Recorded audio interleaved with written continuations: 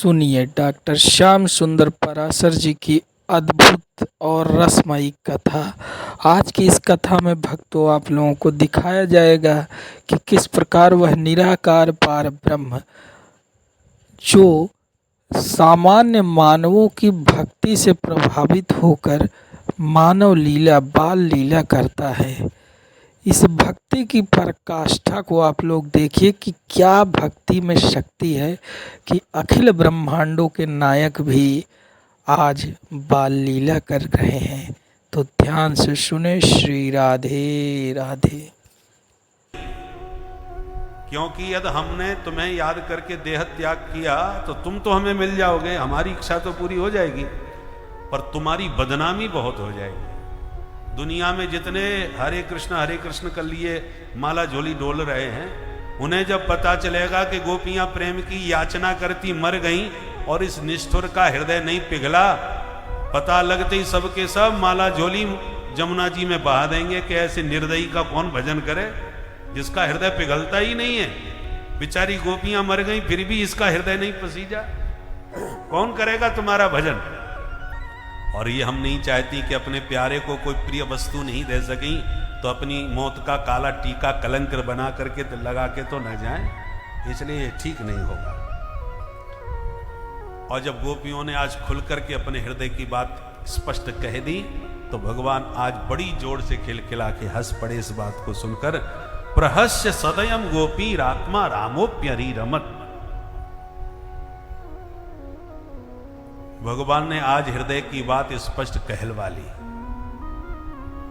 तो सुन करके भगवान खिलखिला के हंस गए, और हंसते ही गोपियां समझ गईं कि ये सब हमको परेशान करने के लिए ऊपर ऊपर की बातें कर रहे थे, क्योंकि जो स्थिति हमारे मन की है वह स्थिति इनकी भी है, इसलिए तो हमारा नाम लेकर के बंसी में हमें बुलाया है। और दूसरा कारण, और दिन गोपियां जब भी आती थीं तो राधा रानी को आगे करके लाती थी। आज बंसी की तान सुन करके इतनी आनंद में डूब गई कि राधा रानी को लिए बिना ही भाग करके भगवान के पास पहुंच गई। इसलिए भगवान ने आज बिल्कुल घास नहीं डाली, क्योंकि राधा रानी के दीवाने हैं घनश्याम, और जो राधा रानी का अनुगत्य ग्रहण करके ना आवे उसे स्वीकार नहीं करते भगवान। इसलिए ब्रज में कृष्ण कृष्ण कोई नहीं बोलता, सब राधे राधे पुकारते हैं। डाल डाल और पात पात पे राधे राधे होए। क्यों राधा राधा क्यों? क्योंकि राधा रानी ने कृपा करी तो गोविंद को कृपा बरसाना ही पड़ेगी। घनश्याम है कन्हैया और राधा रानी है बरसाने वाली। घनश्याम माने बादल, ये बादल बरसते तो हैं पर कहां बरसते हैं? जहां कोई बरसाने वाला हो। तो कन्हैया को जब राधा रानी बरसाने वाली इशारा करती है कि इधर बरसो, कन्हैया उधर ही कृपा बरसाने के लिए पहुंच जाते हैं। बोल बरसाने वाली की जय। इसलिए घनश्याम बरसते तो हैं पर जहां बरसाने वाली चाहती है वहीं बरसते हैं। इसलिए सब राधे राधे बरसाने वाली को याद करते हैं कि हम पर भी कृपा बरसाओ घनश्याम के द्वारा।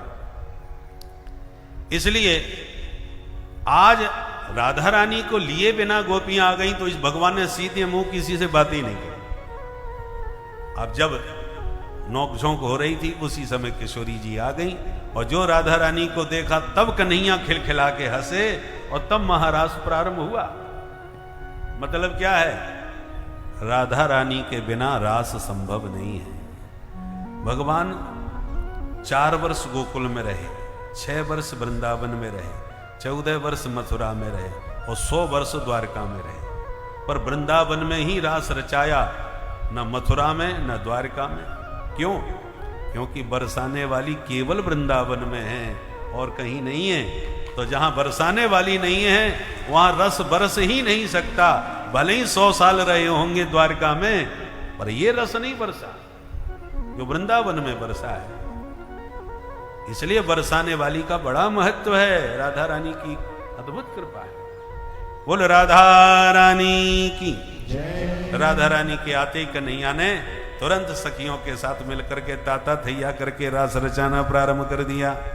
बाहु प्रसार परिरंभ कराल कोरोनी विस्तनाल वन नर्मन काग्रपात श्वेल्यावलोक हसतर व्रज सुंदरीणाम उत्तम वयनरतिपतिम रमयांचकार। जैसी गलवैया डाल के ताता थैया करके नाचे कन्हैया कि कामदेव ने तक तक के तीर चलाए और सारे तीर उसके निष्फल हो गए। भगवान के चित्त पर काम का कोई प्रभाव नहीं पड़ा तो चरणों में आके गिरा और भगवान को अच्युत नाम दे करके प्रणाम किया। प्रभु एक आप ही हो जो मेरे प्रभाव से विचलित नहीं हुए, बाकी तो मैंने दुनिया को नचा दिया। अच्युत का मतलब न च्यवती स्वरूपात इति अच्युतः, जो अपने स्वरूप से क्षण भर को भी विचलित न हो। च्युत माने गिरना, अपने स्वरूप से जो बिल्कुल न गिरे उसका नाम है अच्युत। तो ऐसे केवल भगवान हैं, इसलिए योगेश्वरेश्वर उनको कहा जाता है। जैसी रास रचाया ब्रज गोपियों के साथ कि राधा रानी तो मान कर गईं और गोपियां अभिमान में भर गईं। तासाम तत्सौभग मदम वीक्षमानं च केशव प्रशमाय प्रसादाय तत्रैर्वान्तरधीयत। गोपियों को मद हुआ, किशोरी जी को मान हुआ। प्रिया प्रीतम के बीच में मान का सम्मान है, अभिमान का स्थान नहीं। गोपियों को सौभाग्य का मद, चाहे इंद्राणी हो, ब्रह्माणी हो, रुद्राणी हो, कोई भी बनी रहे, पर हमारी बराबरी आज दुनिया में कोई स्त्री नहीं कर सकती, क्योंकि त्रिभुवन पति कृष्ण आज हमारे वशीभूत होकर के नाच रहे हैं। ये मद गोपियों को आ गया। और राधा रानी को मान हुआ। मान अभिमान में अंतर है। मान माने रूठना। रूठा किससे जाता है? जिससे अत्यंत प्रेम होता है। आपकी पत्नी का नाम गीता है और कहीं सपने में आपने बड़बड़ाना चालू कर दिया, ममता ममता, तो फिर सवेरे देखो कितना महाभारत होता है। दूसरे का नाम भी सुनना बर्दाश्त नहीं है, इसका नाम है मान। तो राधा रानी ने देखा कि मेरे घनश्याम और सभी सखियों के साथ वही व्यवहार कर रहे हैं जो मेरे साथ करते हैं, तो मेरी क्या विशेषता रही? अरे वरिष्ठम सर्वयोषिताम, मैं सब सखियों में वरिष्ठ हूं, श्रेष्ठ हूं, तो मेरे प्रति कोई विशेष व्यवहार भी होना चाहिए इनका अलग से। यहां तो सारी धान 22 पसेरी, एक ही भाव। तो नाराज हो गई किशोरी जी, रूठ गई। तो रूठी हुई किशोरी जी को मनाने के लिए माधव और गोपियों का मद शमन करने के लिए भगवान राधा रानी का हाथ पकड़ के सबके बीच से अंतर्धान हो गए। बोल रासेश्वर भगवान की जय। जैसे ही भगवान अंतर्हित हो गए, अंतर्हिते भगवती सहसैव ब्रजांगना, ब्रजांगना व्याकुल हो गई, इतनी अधीर हो गई कि को जड़ को चैतन्य न कछु जानत बिरही जन। हम किससे बात कर रही हैं ये भी होश नहीं रहा। कभी वृक्षों से, कभी लताओं से भगवान का पता पूछती हुई बन बन भटकने लगे। कोई जवाब कहीं से नहीं मिला तो तुलसी का पौधा दिखाई पड़ा। अरे बहन तुलसी, तू बहुत दिखाई पड़ रही है, हुलसी, प्रसन्न चित्त दिखाई पड़ती है। तूने हमारे प्यारे को जरूर देखा होगा, क्योंकि तू भी उनसे बहुत प्यार करती है। तेरे बिना वो भोजन नहीं करते, तेरे बिना किसी घर में जाते नहीं।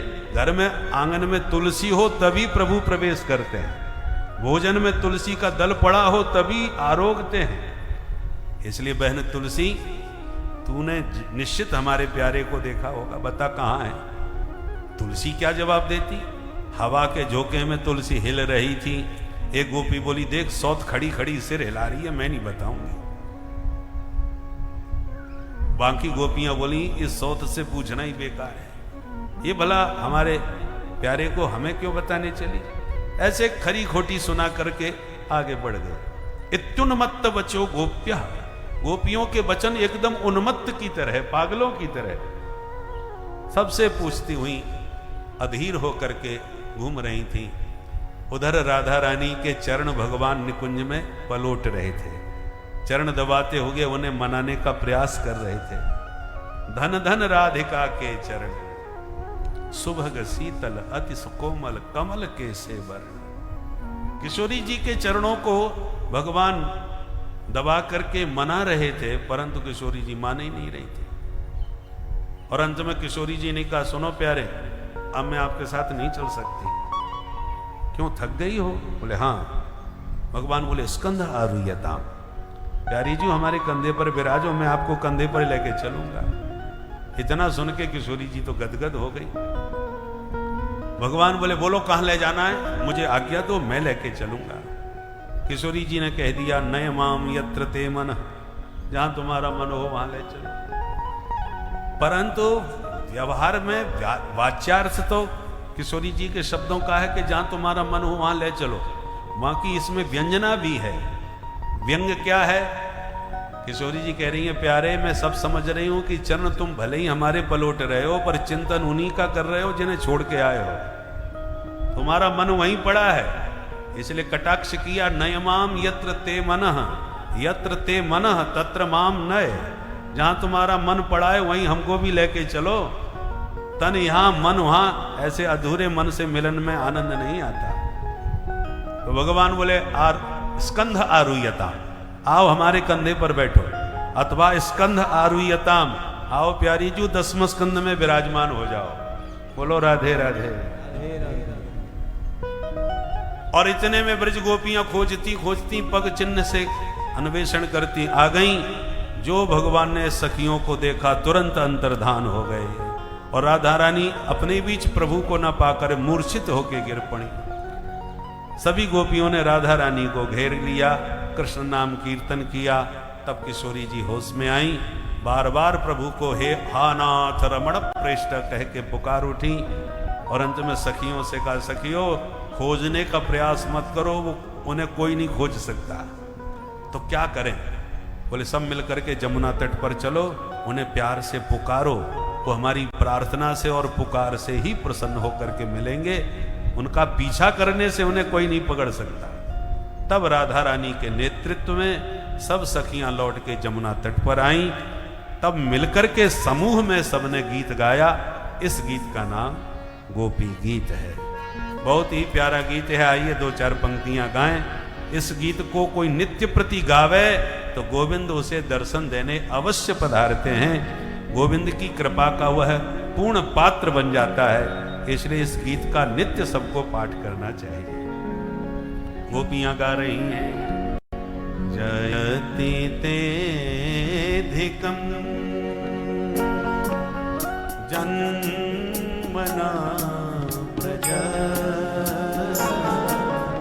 श्रयत सिंधिया शाश्वत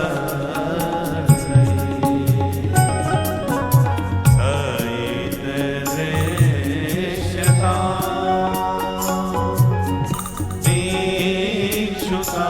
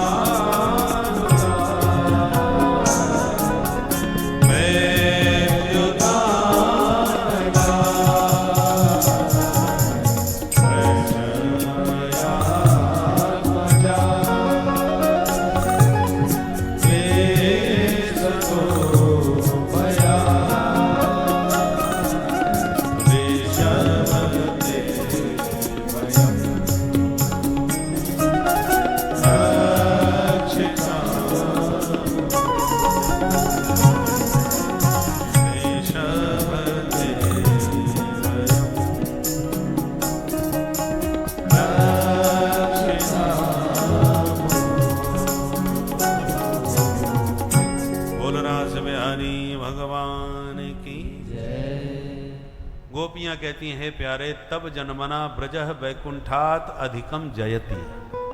जब से आपने ब्रज में जन्म लिया है तब से ब्रज की महिमा वैकुंठ से भी बहुत बढ़ गई है। अत्र वृंदावने इंद्रा लक्ष्मी सस्वत श्रयते। जब से आप ब्रज में प्रकट भये हो, लक्ष्मी भी वैकुंठ छोड़ के वृंदावन में आ गई। जमुना पल्ली पार बेलवन में लक्ष्मी जी का मंदिर है। पौष मास के प्रति गुरुवार पर मेला लगता है, ब्रजवासी लक्ष्मी मां से मिलने जाते हैं। तो लक्ष्मी जी भी वैकुंठ छोड़ करके वृंदावन में आ बसी। वैसे स्वभाव से लक्ष्मी चंचल है, एक जगह टिकती नहीं है, पर वो चंचला चपला ब्रज में तो अचला होकर के बैठ गई, चंचलता छोड़ दी। अत्र वृंदावने इंदिरा सस्वत श्रयते। हे दयित दृश्यता, दयालु अब तो दर्शन दे दो, बहुत भटका चुके। आपके विरह में हमारे प्राण निकल जाएंगे। यदि हमारे प्राण लेना ही चाहते हो तो रक्षिता मुहु, बार बार हमारी रक्षा क्यों करी? एक तरफ असुरों से और सुरों से हमारे प्राण बचाते हो और दूसरी तरफ अपने विरह में हमारे प्राण लेते हो। तुम्हारी निष्ठुरता को देख के लगता है कि तुम यशोदा के बेटा नहीं हो सकते। नखल गोपिका नंदनो भवान, नंदनो भवान। गोपियों ने मानो कहा कि प्यारे आप नंदन हो। नंदन का मतलब, बनारस में एक कचौड़ी गली है, वहां एक सेठ जी रहते थे, उनका नाम था नंदन सेठ। जितने धनवान थे उतने ही कंजूस। एक पंडित जी उनके यहां पूजा पाठ करने जाया करते थे। पंडित जी की बिटिया का विवाह आया तो पंडित जी ने कहा, सेठ जी बहुत दिनों हो गए आपके यहाँ सेवा करते, थोड़ा सा बेटी के विवाह में कुछ सहयोग आपसे अपेक्षित है, कुछ मिलेगा? सेठ जी ने संकोच में मना तो नहीं किया। बोले, पंडित जी आज तो मैं बहुत बिजी हूं, आप कल आइए, मैं कुछ जरूर आपकी सहायता करूं। तो आसान्वित होके पंडित जी दूसरे दिन पहुंच गए। तो सेठ जी क्या विचार, अरे पंडित जी और ज्यादा व्यस्तता बढ़ गई, आप कल आइए। करते करते 1 महीना प्रतिदिन बुलाया, लेना देना कुछ नहीं। पंडित जी बनारस के थे, समझ गए कुछ नहीं मिलने वाला। तो बोले, सुनो सेठ जी अब कल नहीं आएंगे। क्यों, क्या हो गया? बोले, हमने समझ लिया जब नाम ही है नंदन तो मिलने वाला कुछ नहीं। क्या मतलब? पंडित जी नंदन शब्द की व्याख्या करने लगे। सेठ जी तुम अपने नाम पर ही विचार करो, तुम्हारे नाम में दान का तो एक दा है और निषेध के 3 ना चारों तरफ से लगे हैं। आदौ नकारः, परतो नकारः, मध्ये नकारेण हतो दकारः, इत्थम नकारत्रय संयुतस्य का दान शक्ति खलु नंदनस्य। आगे भी ना, नाम के अंत में भी ना, बीच में एक दान का दा था पर उस पर भी चढ़ बैठा ना। तो इत्थम नकारत्रय संयुतस्य, जिसके नाम में 3 नकार हो, उसके दान में क्या शक्ति बचेगी? इसलिए रहने दो।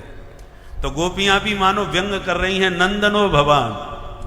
कन्हैया तुम सचमुच बड़े कृपण हो, महाकंजूस। हम रुपया पैसा धन दौलत थोड़ी मांग रही हैं, केवल आपके रूप के दरस की चाह रख रही हैं, उसमें भी आप इतनी कंजूसी दिखा रहे हो। दयित दृश्यताम, हे दयालु दृश्यताम प्रत्यक्षी भूयताम, कम से कम अपनी शकल तो हमें दिखा दो, हमारी आंखों के सामने तो आ जाओ। छुप छुप के हमें रुला रहे हो। निष्ठुरता को देख के लगता है तुम यशोदा के बेटा नहीं हो। अरे हमारे भीतर अहंकार का दोष आ गया, विष फैल गया, तो विष को दूर करने में आपके चरणारविंद बड़े कुशल हैं। तो मैंने कब देखा? बोले हमने देखा था।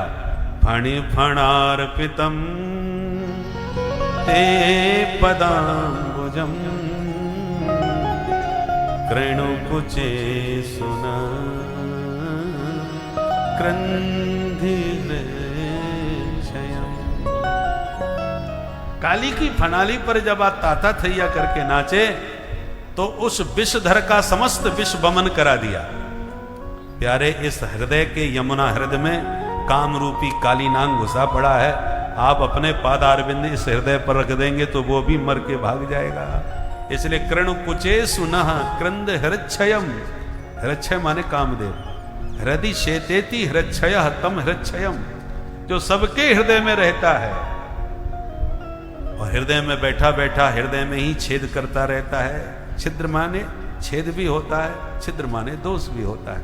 मोह कपट छल छिद्र न भावा, तो सबके हृदय में छिद्र करने वाला काम है, इसलिए इसका नाम है हृच्छय। प्रभु आप पधारेंगे, अपने चरणारविंद को स्थापित करेंगे तो ये काम अपने आप ही काली नांग की तरह मैदान छोड़ के भाग जाएगा। क्योंकि जहां काम तह राम नहीं और जहां राम नहीं काम, तुलसी कबहु न रह सके रवि रजनी एक ठाम। रात और सूर्य एक साथ नहीं रह सकते, इसलिए प्यारे पधारो। मन होता है तुम्हारे विरह में आज हम प्राण ही त्याग दें, क्योंकि यह विरह का ताप अब नहीं सहा जाता। पर विडंबना तो ये देखो, चाहते हुए भी हम मर नहीं सकते। क्यों? क्योंकि हमने अमृत पी लिया है। कहां मिल गया अमृत? तब कथा अमृतम तप्त जीवनम कवि विरीडितम कल्मषापहम्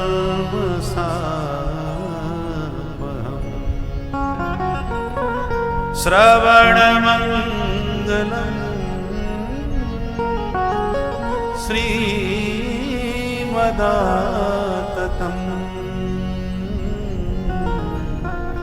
भुवि गृह्णन्ति ते भूरिदा जना। तब कथामृतम, हमने आपका कथा का अमृत पी लिया है, जो स्वर्ग के अमृत से भी श्रेष्ठ है। आपके कथामृत की 6 विशेषताएं गिनाई। पहली विशेषता तप्त जीवनम, तप्तानाम जीवनम, तपे हुए प्राणियों को नया जीवन देने वाला आपका कथामृत है। गर्मी कितनी भी भयंकर पड़ रही हो, गंगा जी में गोता लगा लो तो आपको गर्मी छू नहीं पाएगी। बाहर निकलते फिर गर्मी सताने लगेगी। ऐसे ही चाहे जितना टेंशन हो, टेंशन का मतलब समझते हैं, टेन माने 10 और सन माने सूर्य। एक सूर्य तपते हैं तो खोपड़ी गर्म कर देते हैं, और जिसके भीतर हो टेंशन, 10-10 सूरज जिसके भीतर तप रहे हों, उस बेचारे का क्या हाल होगा सोचिए। टेंशन में बहुत से लोग फूक जाते हैं। अरे वो तो अच्छे बोले थे, कैसे चले गए? बोले साहब टेंशन में चले गए, बहुत डिप्रेशन में थे। टेंशन सबसे खतरनाक बीमारी है। कैसे बचें? बोले जैसे गंगा जी में गोता लगाने से गर्मी से बच जाते हैं, ऐसे कथा सरिता में गोता लगाओ तो सारी टेंशन से बच जाओगे। गंगा तन का ताप हरती है और कथा गंगा मन का संताप हर लेती है।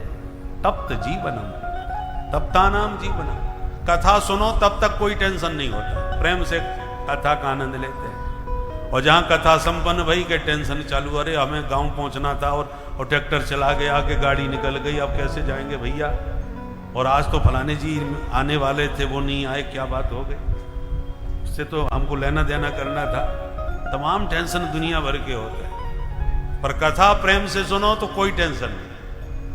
इसलिए तप्तानाम जीवनम, तपे हुए प्राणियों को जीवन देने वाली कथा है भगवान की। नेवला सांप से भिड़ जाता है, क्योंकि वो जड़ी जानता है जिससे विष उतर जाता है। पहले तो लड़ता है, गलती से विष लग गया तो जाके जड़ी के द्वारा सारा विष उतार के फिर आ जाता है। उसी प्रकार से भव भुजंग का विष ऐसा कोई संसार में नहीं जिसके ऊपर न चढ़ता हो। और भव भुजंग का विष जब ज्यादा चढ़ जाए चित्त पर सोई भगवान के कथामृत का रसायन पान कर लो। राम रसायन तुम्हारे पासा, संतों के पास राम रसायन होता है।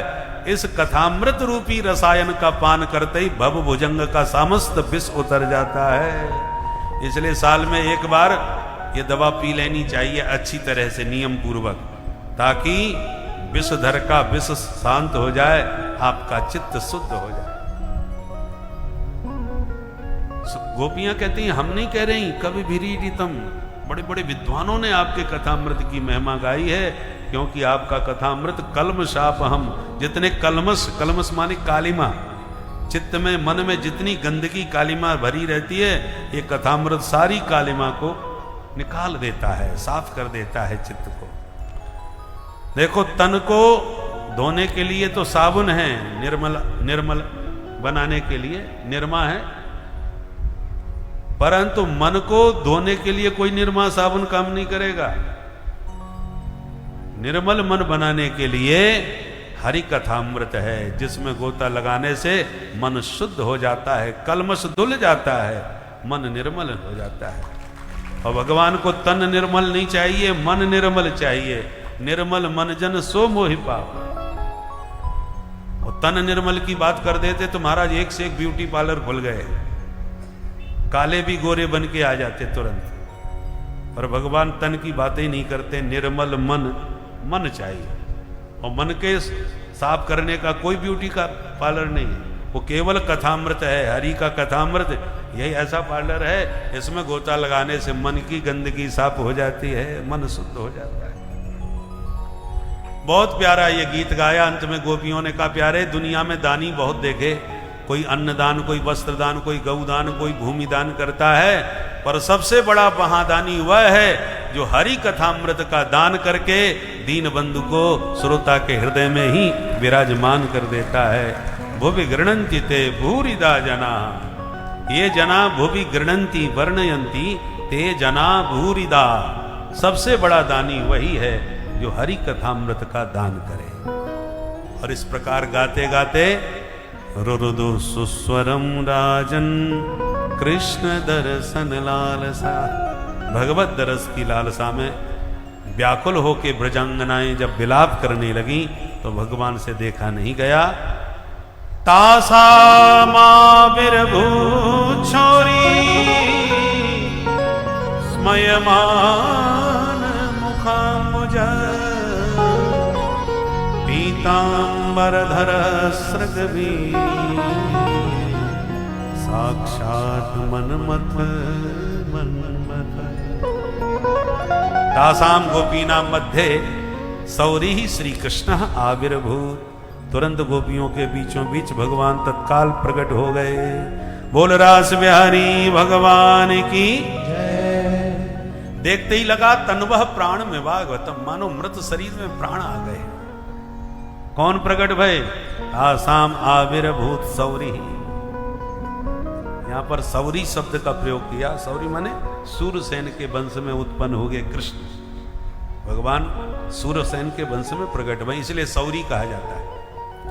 परंतु प्राय भागवत में जब जब भगवान युद्ध करते हैं तब उन्हें सौरी शब्द के द्वारा सुखदेव जी स्मरण करते हैं, क्योंकि सूरवंशी है, सूरता दिखाने के लिए कूद पड़े मैदान में। परंतु रास जैसे रसिकों के बीच में सौरी कहने का क्या मतलब? मानो सुखदेव जी भी व्यंग कर रहे हैं, परीक्षित देखो इन सूरमा को, बेचारी भोली भाली अबलाओं को, गोपियों को रुला रुला करके अब इनको सुधाइए दर्शन देने की। तो गोपियों का करुण क्रंदन सुनकर के वर्णन करते सुखदेव जी को भी गुस्सा आ गया। तो भगवान से कहते हैं, ये सूरमा, ये व्यंग बस में है, इन सूरमा को देखो, अबलाओं पर अपनी वीरता दिखा रहे, उनको रुला रहे। इसलिए तासाम आविर्भूत सौरी। अथवा अर्थ है अपने मन से चाहे जितने निकालो, पर शास्त्र सम्मत होने चाहिए। मानो भगवान कहना चाह रहे हैं कि इतना रुलाने के बाद गोपियों के सामने जाऊंगा तो छोड़ेंगी नहीं, भगवान जाने कितनी गालियां देंगी। प्रेमियों को सब कुछ खरी खोटी सुनाने का अधिकार तो होता ही है, तो गाली ज्यादा ना पड़े इसलिए प्रकट होते ही बोले सौरी। तासाम आविर्भूत सौरी, प्रकट होते ही क्षमा प्रार्थी बन के मानो भगवान हाथ जोड़ रहे हैं। अथवा संयुक्त वर्ण में जब बोलेंगे तो तासाम आविर्भूत छौरी, सस छोटी से सा को छ हो जाता है। तो तासाम आविर्भूत छौरी मतलब भगवान कहीं गए नहीं थे, छोरी बन करके छोरियों में ही छुप गए थे। और जब देखा बहुत ज्यादा रोने लगी, बेचारी व्याकुल हो रही है, तो लहंगा भरिया उतार के फेंके, असली रूप में प्रकट हो गए। इसलिए तासाम आविर्भूत छौरी, छोरी के रूप में ही छुपे थे, अब असली रूप में प्रकट हो गए। स्मयमान मुखाम्बुज, मंद मंद हंस रहे, मानो संकेत दे रहे हम तुम्हारे बीच में ही रहे और तुम हमको पहचान ही ना पाए। गोपियों ने थोड़ी खरी खरी सी सुनाई। भगवान ने जब हाथ जोड़ करके कह दिया कि देवियों सच्ची बात बताऊं, बिना विप्रलम्ब के संयोग पुष्ट नहीं होता। मेरी बंसी की तान पर तुम चली आई, आते ही मैं मिल गया, तो मिलन में जो दिव्य आनंद की अनुभूति होना चाहिए वो नहीं हो पाई। आनंदानुभूति कब होती है? जब तड़फ के छटपटा के, जिसके लिए अत्यंत तीव्र मिलन की उत्कंठा हो, फिर वस्तु मिले तब उसका महत्व समझ में आता है। जिसके घर में 4 गाड़ी खड़ी हो, वो एक गाड़ी और खरीद ले तो कोई फर्क नहीं पड़ता, परंतु जिसने गाड़ी में जिंदगी में कभी बैठा नहीं, छूने तक को मिली नहीं, उसके घर में गाड़ी आवे तब देखो उसका मन कैसा उमंग भरता है। वो उसका महत्व समझता है। जो एयर कंडीशन गाड़ी में घूमता है वो शीतल छाया का सुख क्या समझेगा? धूप में तप करके जो चला आया है उससे पूछो छाया में क्या आनंद आ रहा है। रात न होवे तो दिन की कोई कीमत समझ में ना आवे। ऐसी जब तक वियोग न होवे तब तक संयोग का भी कोई महत्व नहीं होता। पहले सब देवियों को एक शिकायत रहती थी, हमारे पतिदेव को तो ये समझ लो इतनी व्यस्तता है, हम लोगों के लिए तो 1 मिनट की फुर्सत नहीं है, घर में आने का वक्त ही नहीं मिलता। कितने दिन से कह रही हूं कहीं ना कहीं बाहर ले जाके घुमा लाओ, आज तक नहीं ले गए। और कोरोना काल ऐसा आया कि फुर्सत में आके सब घर में बैठ गए। ऐसी फुर्सत आई, ऐसी फुर्सत मिली कि वे देवियां कहने लगी आप फुर्सत में यूं ही बैठे रहोगे कि घर के बाहर भी निकलोगे, कुछ काम धंधा देखो, ऐसे कब तक रोटी फुल्का फाड़ते रहो। भाषा ही बदल गई पूरी। बोलो राधे राधे। इसलिए वियोग भी बहुत जरूरी होता है। जो बहिर्मुख होके बाहर भागे फिर रहे थे और इस रोग ने महाराज सबको भीतर वापस बुला लिया। शहर छोड़ छोड़ के गांवों में लौट लौट के लोग आने लग गए। तो ये वियोग भी बड़ा महत्वपूर्ण है, जो संयोग के महत्व को बताता है। सुखदेव जी कहते हैं राजन, जब भगवान ने हाथ जोड़कर गोपियों से माफी मांगी तो गोपियां एकदम गदगद हो गईं, और तब भगवान ने जितनी गोपी उतने अपने गोविंद रूप प्रकट कर दिए और गलबैयां डाल के जो ताता थैया करके नाचे।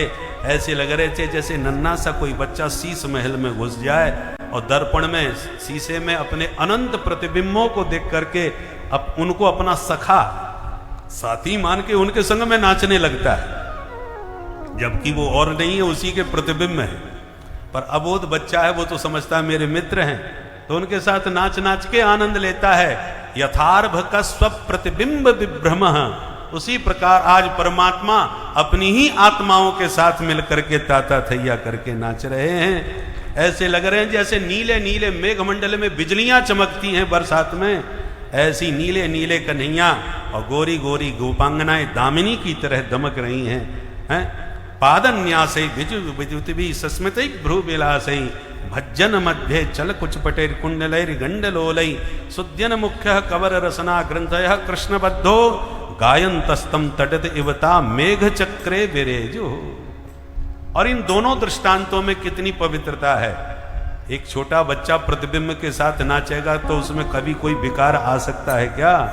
भगवान भी आज अच्युत निर्विकार भाव से ब्रज बामाओं के साथ, अपनी आत्माओं के साथ वह परमात्मा का जो विलास हुआ है, विहार हुआ है, उसी का नाम महारास लीला है।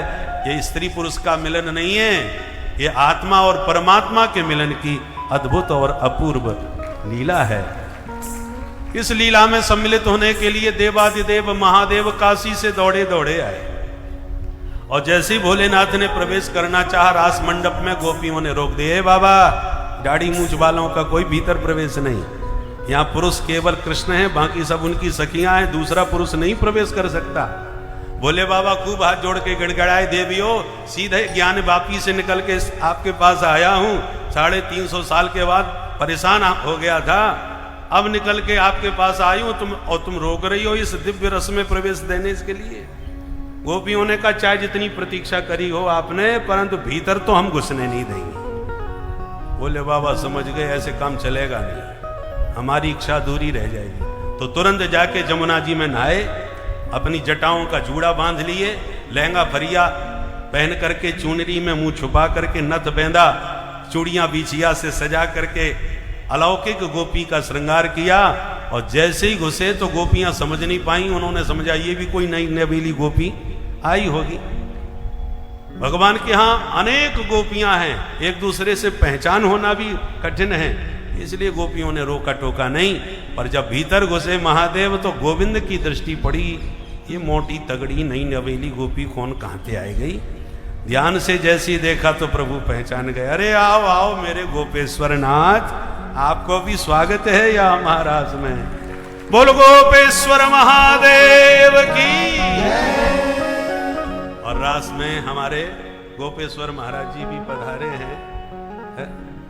हमारे पूज्य महाराज जी पधारे थे, घर पे भी पधारे थे, परंतु अब आज महाराज जी के दर्शन मंच पर हो रहे हैं। रही होगी कोई व्यस्तता, परंतु बड़ा आनंद आ गया। रास में गोपेश्वर के रूप में बाबा पधारे हैं।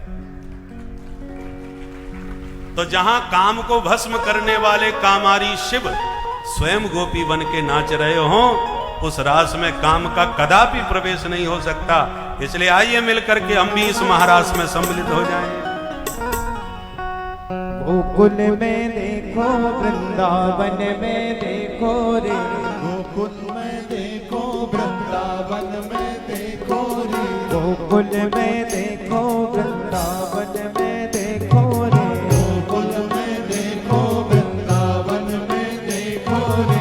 ओ बंसी बाजे रे, श्याम संग राधा नाचे रे, श्याम संग राधा नाचे रे, ओ श्याम संग राधा नाचे रे, श्याम संग राधा नाचे रे।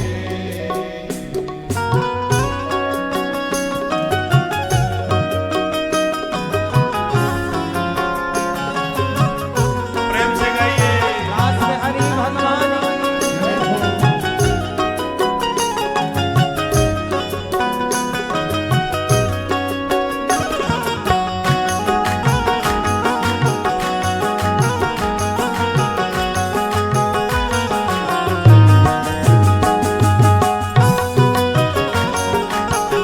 दोनों हाथ उठा के तालियों की सेवा करो।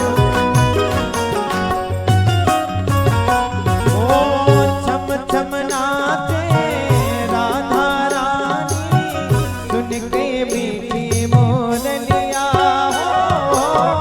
छम छम नाचे राधा रानी, सुन के मीठी मुरलियां। श्याम छवि पे सब बलिहारी, गोपी ग्वाल और गैया हो। श्याम छवि पर सब बलिहारी, गोपी ग्वाल और गैया। सरल सरल चाले रे मधुरी, सरल सरल चाले रे मधुरी पुरवैया, सरल सरल जाए रे पावन पुरवैया रे। ओ मेघा गाजे,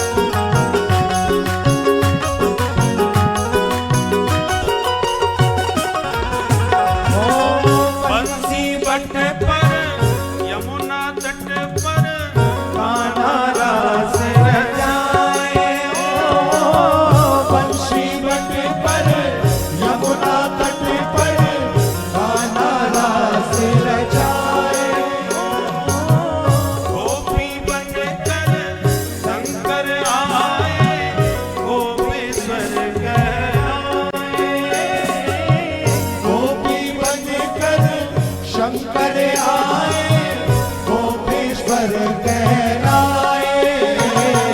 डम डम डम डमरू बाजे, डम डम डमरू बाजे, कान्हा की मुरली बाजे, कान्हा की मुरली बाजे, डम डम डम डमरू बाजे, कान्हा की मुरली बाजे, सारा जग नाचे रे, श्याम संग नाचे रे। ओ श्याम संग राधा नाचे।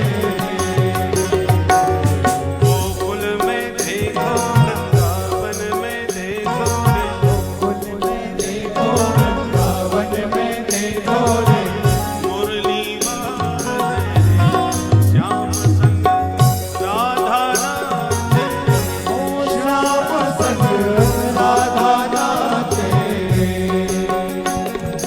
रास रचो है, रास रचो है, रास रचो है, रास रचो है, जमुना के तीर कान्हा रास रचो है, रास रचो है, रास रचो है, कान्हा के तीर कान्हा रास रचो है, रास रचो है, रास रचो है, जमुना के तीर कान्हा रास रचो है, रास रचो है, रास रचो है, यमुना के तीर कान्हा रास रचो है, कान्हा रास रचो है, कान्हा रास रचो है, कान्हा रास रचो है, कान्हा रास रचो है, कान्हा रास रचो है, कान्हा रास रचो है, ओ कान्हा रास रचो है। ओ कान्हा रास रचो है। बोल रास बिहारी भगवान की जय विक्रीडितम प्रजमधो धीरदम च विष्णु श्रद्धान्वितो नो शृणुया अथ वर्णयेद्यः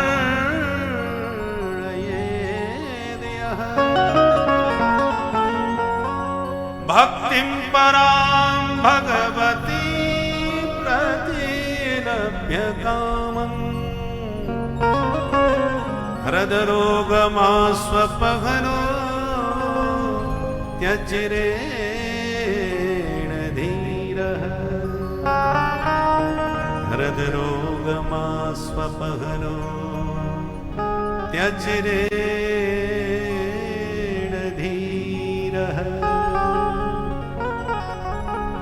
ये फलश्रुति श्रीमद् भागवत, जो भी भगवान की इस दिव्य रसमयी रासलीला का श्रवण करेगा अथवा वर्णन करेगा, उसे प्रभु के पाद पद्मों में पराभक्ति प्राप्त हो जाएगी।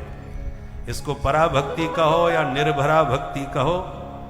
गोस्वामी जी कहते हैं, भक्तिम प्रयक्ष रघुपुंगव निर्भराम में, वो निर्भरा भक्ति कहते हैं।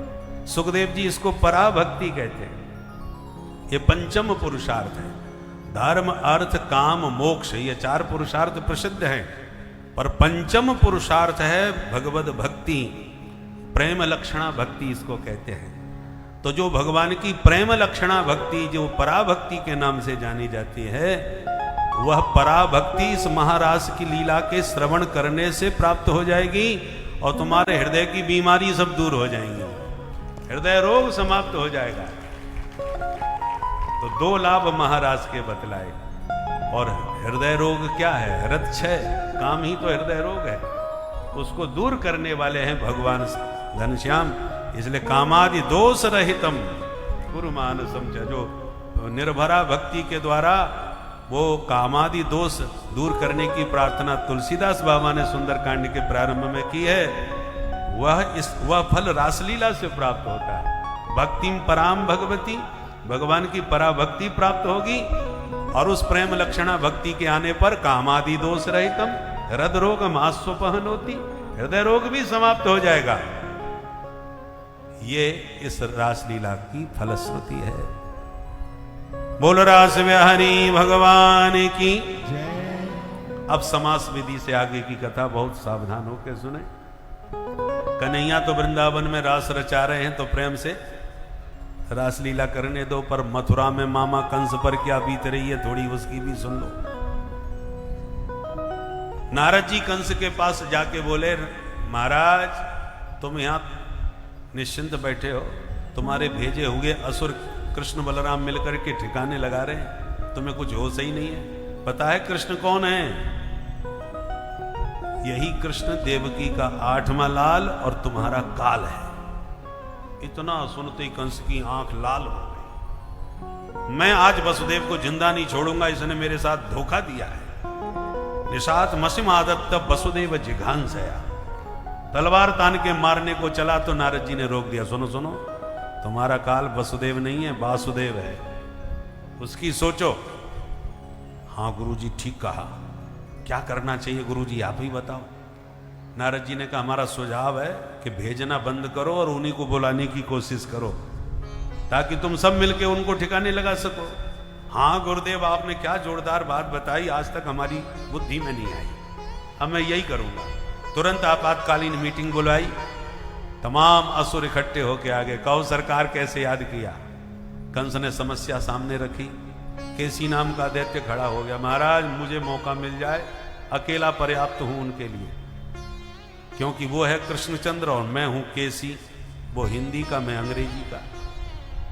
कृष्णचंद्र का शॉर्टकट क्या होगा? केसी। तो ठीक है मैं जाता हूं। बोले जाओ। केसी घोड़ा बन के दौड़ा, मुंह फाड़ के खाने को आया। भगवान ने एक मुक्का मुंह में जमाया, सो गोविंदाय नमो नमः, एक मुक्के में ही ढेर हो गया। व्योमासुर आया, अरिष्टासुर आया, भगवान ने सबको परलोक पहुंचाया। कंस ने कहा अब कोई नहीं जाएगा, उसी को यहां बुलवाया जाएगा। गुरुजी ने ठीक कहा था। लेने कौन जाएगा? बोले बुलाओ अक्रूर को, उनका चाचा लगता है, वो लेने जाएगा तो कोई हम पे शंका नहीं कर पाएगा। अक्रूर जी को बुलाया गया। कंस ने आगे बढ़ के हाथ में हाथ मिलाया। हाथ में हाथ मिलाने की परंपरा पुरानी है हम लोग। गृहीत्वा पाणिना पाणिम ततो क्रूरमुवाच, हाथ में हाथ मिला करके अक्रूर जी से कंस ने कहा, मित्र मैंने एक भव्य मेला का आयोजन मथुरा में किया है, उसमें सबसे ज्यादा आकर्षण का केंद्र है मल्लशाला। विश्व के चैंपियन सब आएंगे, कुश्ती लड़ने वाले पहलवान, तो उनके दाव पेच देखने का मौका मिलेगा। आजकल हमने कृष्ण बलराम का भी बहुत नाम सुन रखा है। हमारी हार्दिक इच्छा है कि उन बच्चों को भी बुलाया जाए, वो भी अपना हाथ दिखाएं, बड़े वीर हैं।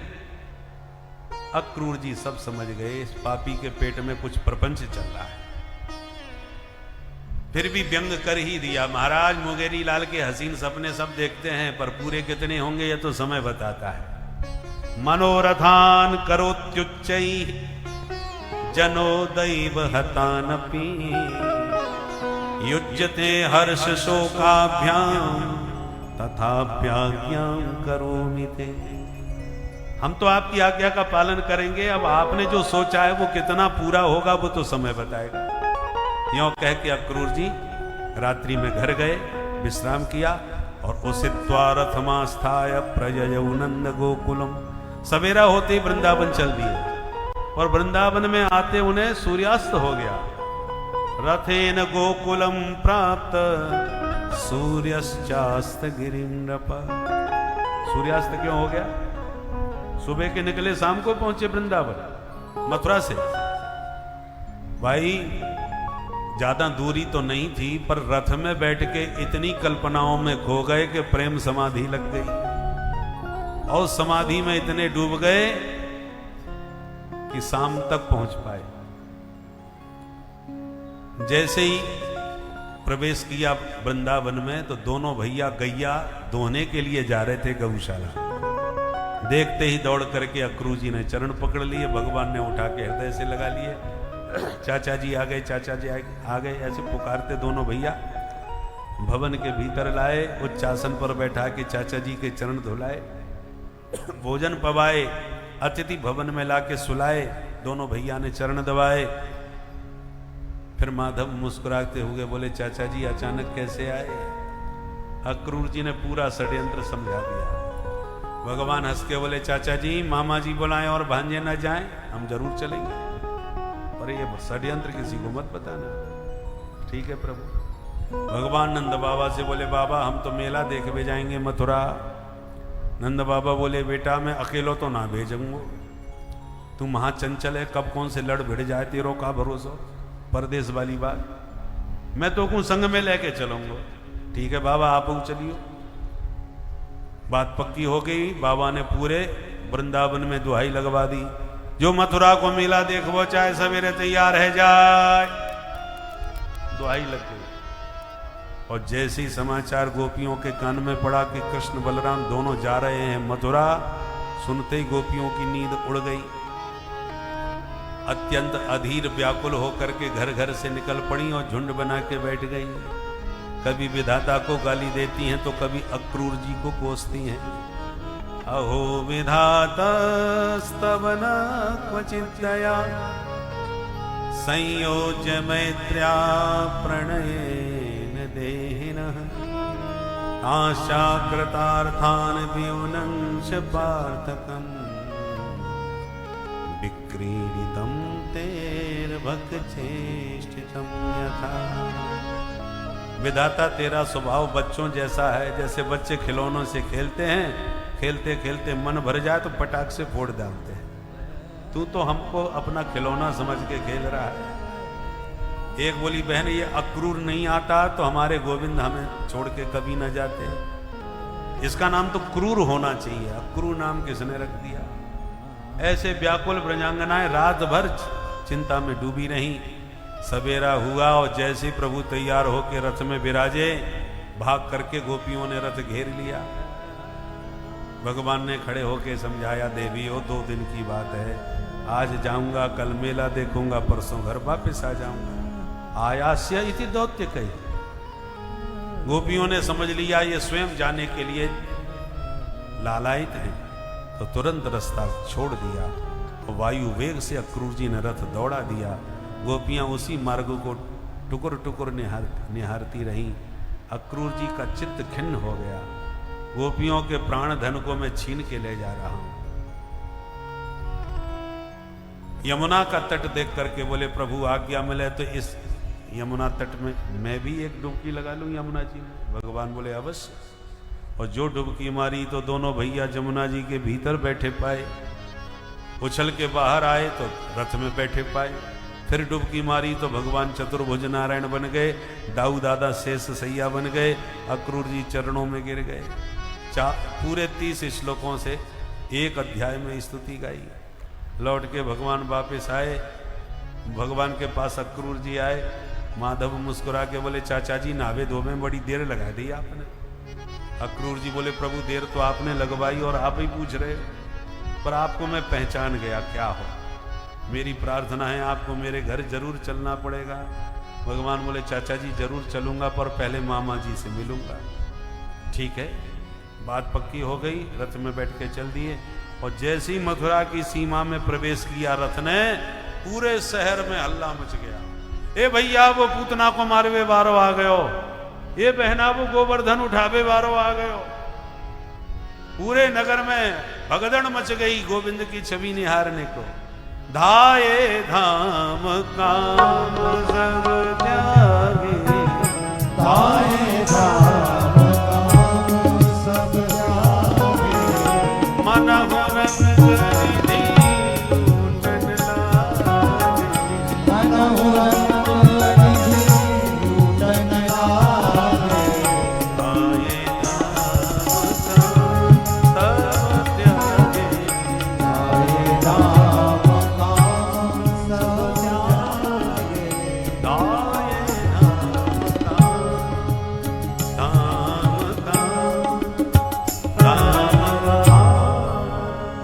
घर परिवार सब छोड़ छाड़ के नर नारी निकल पड़े माधव की छवि निहारने को। जिस गली में जाते हैं उधर ही फूल बरसने लग जाते हैं। सखी देख देख वो सांवरो सांवरो है, यही ने गोवर्धन उठायो।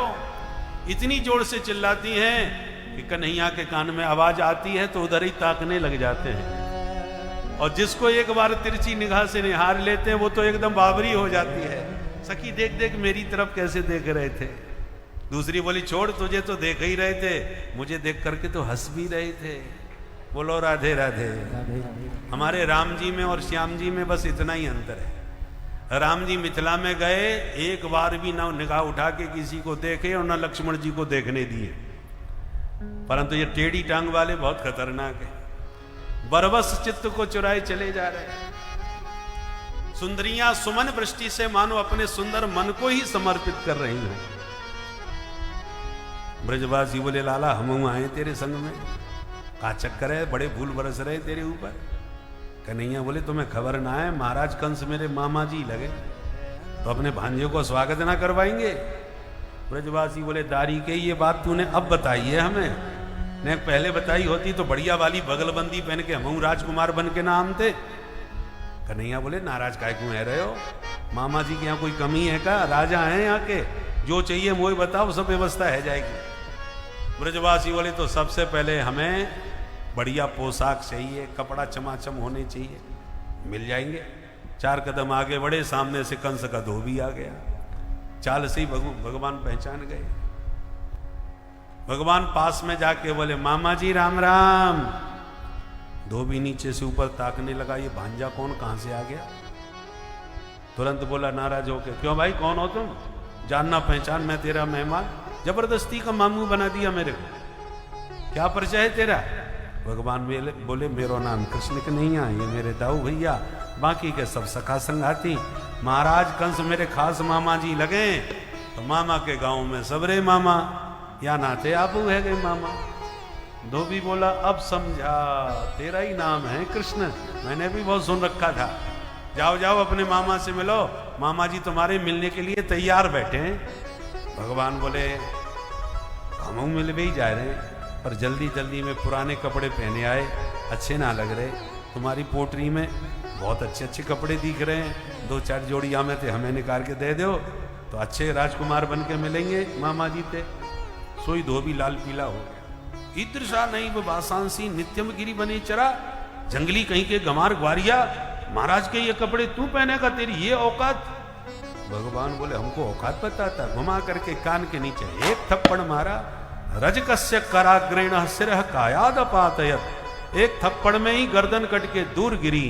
बोल नंद के लाला की जय। आसपास के धोबी देख करके दंग रह गए, भैया या छोरा के हाथ में ही तलवार फिट है, एक थप्पड़ में गर्दन अलग, पोटली पटक के सब भाग गए, जान बची तो लाखों पाए।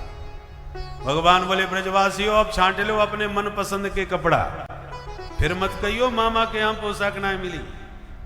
अब खोल खोल के पोटली निकालवे लगे, जो मर्जी आयो सो पहनवे लगे। अब कहाँ राजा कंस के कपड़े, कहाँ छोटे छोटे ग्वाला, कैसे फिट आते। पहन तो लिए, पर जब पहन के चलवे लगे तो पूरी सड़क साफ होवे लगी। ब्रजवासी बोले कन्हैया यहाँ में तो और बुरे भिखारी लग रहे, देख तो कहाँ तक लटक रहे। कन्हैया बोले तुमने अपने मन से पसंद किया, मैं क्या करूं यहाँ में, चलो तुम्हें संभाल के चलो, आगे चल के व्यवस्था देख लेंगे। 4 कदम और आगे बढ़े तो एक दर्जी ने देख लिया, दौड़ के आया, सरकार आज्ञा मिले तो मैं कपड़े ठीक कर दूं। भगवान बोले तेरो राम भलो करे, जल्दी कर। दर्जी ने तुरंत नाप लेकर के फिट करके कपड़े पहना दिए। ब्रजवासी खुश हो गए, कन्हैया अब तो मेला में पूरे राजकुमार हम ही दिखेंगे, आनंद आ गया भैया। भगवान बोले दर्जी के तेने ब्रजवासी खुश कर दिए, बोल का इनाम चाहिए तुमको। दर्जी ने मन में सोचा धोबी को जो इनाम मिली वो तो हमने देख ली, हमें भगवान जाने कौन सी इनाम मिलेगी। हाथ जोड़ के बोला सरकार आपकी दया दृष्टि बनी रहे, मुझे सब कछु मिल गए। तो भगवान खुश हो गए, दोनों भुजा पसार के आशीर्वाद दिया, जाओ हमारा आशीर्वाद है, तुम खूब फलोगे फूलोगे। सो आजकल आप देख ही रहे हो दर्जी कैसे फल फूल रहे महाराज, जितने को कपड़ा बातें ज्यादा महंगी हो गई, सिलाई माला माल है गए दर्जी। भगवान आगे बढ़े, ब्रजवासी अब तो कोई कमी ना है। ब्रजवासी बोले लाला पोशाक तो बहुत जोरदार मिल गई, नेक कसर रह गई। कहा बोले गले में माला और गिर जाए सोई माला माल है गए। ब्रजवासी माला के बड़े शौकीन हो, कोई ना पहनावे तो बाजार से खरीद के लाएं, बिहारी जी के मंदिर में जाएं, बिहारी जी को दूर से ही माला दिखाएं, जय हो बिहारी जी महाराज, और पट से अपने गले में डालें। बिहारी जी की प्रसादी है, माला के बेहद शौकीन होते हैं। डाला माला और गले में डाल दे सो आनंद आ गया। तो ततः सब सुदामनो भवनम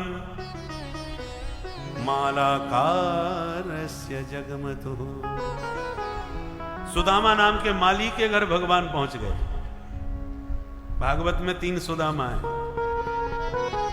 गोकुल में श्रीदामा, मथुरा में सुदामा और एक द्वारका में सुदामा, जिनकी कथा कल सुनी।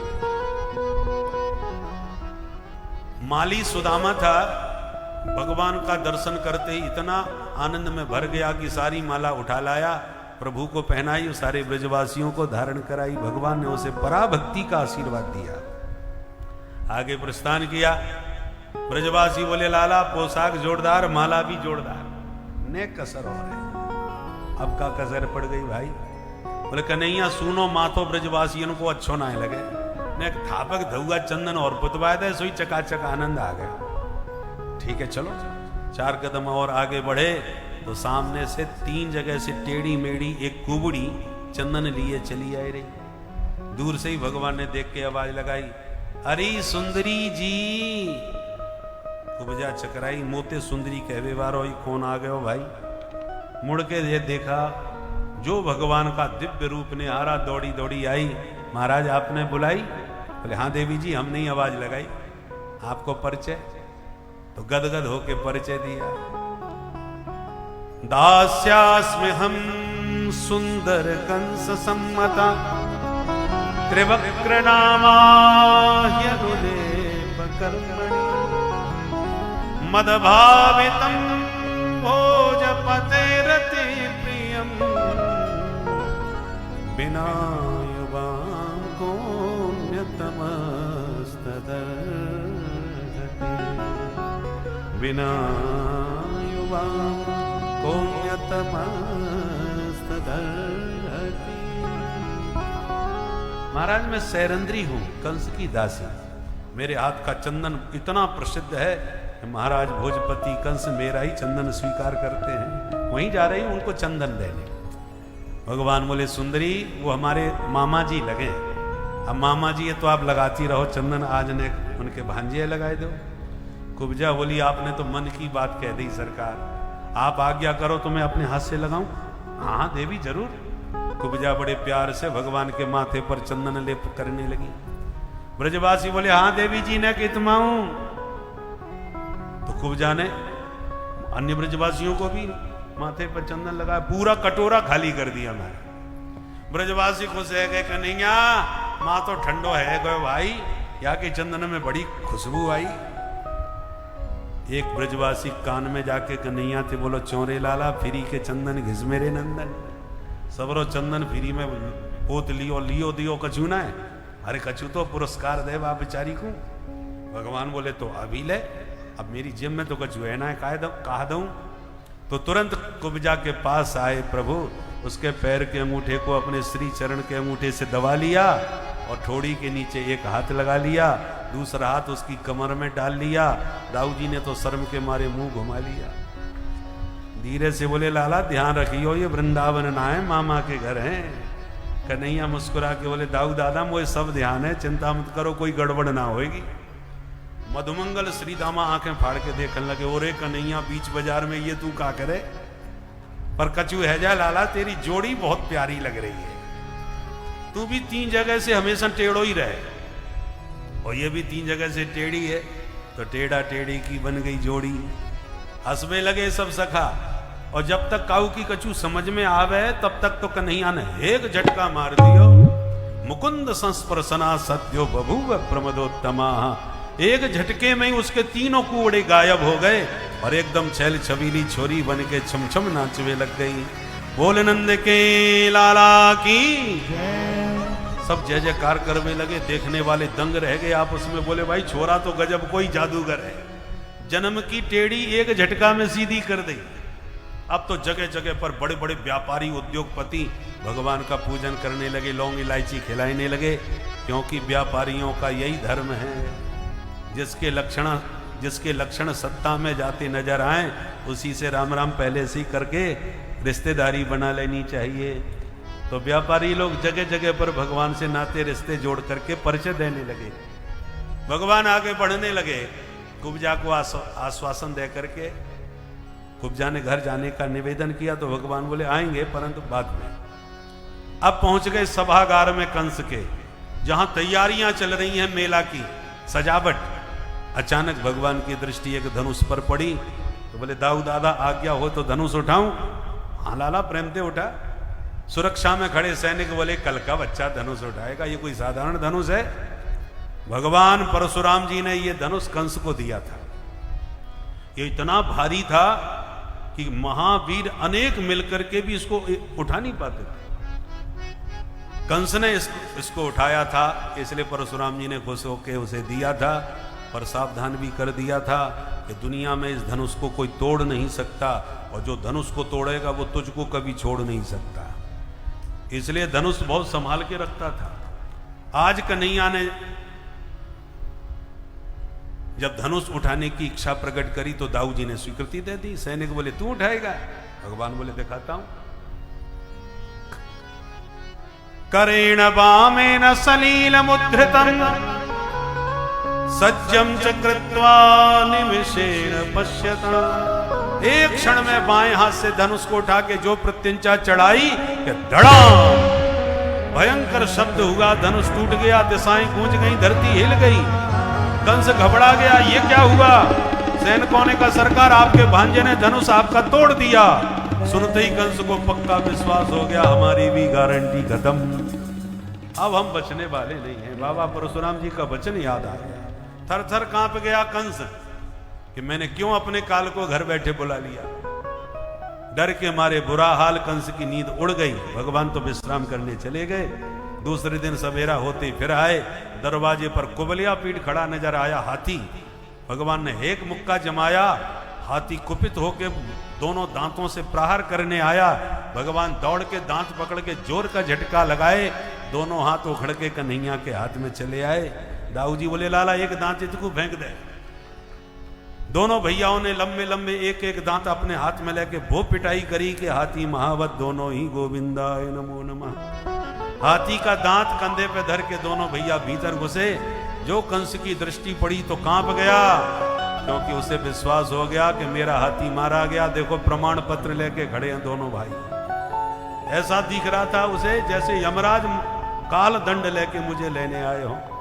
हजारों लोगों ने एक साथ दर्शन किए, पर भगवान ने भावना अनुसार सबको अलग अलग दर्शन दिए। जिनके रही भावना जैसे, जिनके रही भावना जैसे, प्रभु मूरत की प्रभु मूरत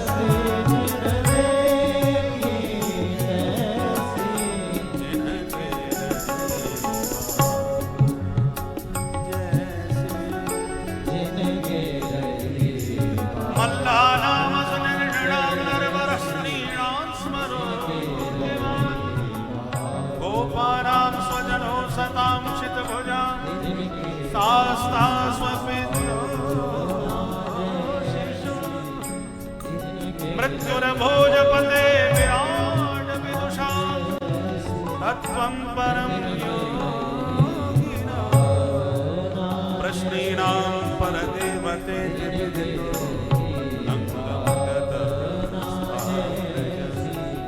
जिनके